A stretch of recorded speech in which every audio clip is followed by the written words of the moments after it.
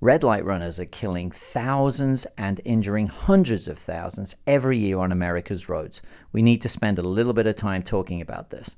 In this scenario, you can see that there's 3 lanes and they have a green light. The red truck in the left lane has already started to move forward, but there's a problem. As you can see from the arrow, it very much looks like the white car has actually run the red light. The driver of the red car is in perfect position to see the white car and should understand, if they're paying full attention, the white car ran the red light.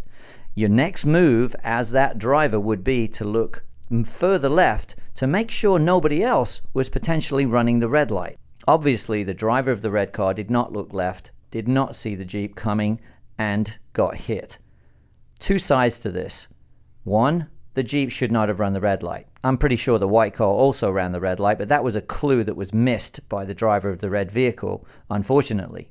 The other cause of the crash was the red car. If they had seen that the Jeep was running the red light very, very late, all they needed to do was hit the brakes, let them go by, and then there would have been no crash.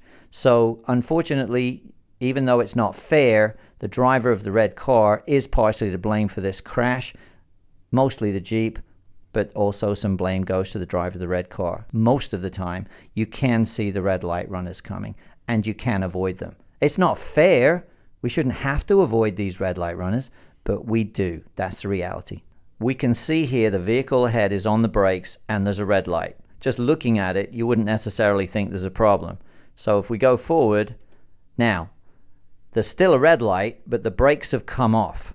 And there's also a vehicle you can see coming into the intersection on the left. You'd have to consider the driver of this vehicle was probably distracted, did not really pay attention to their speed and the fact that they needed to stop for this red light.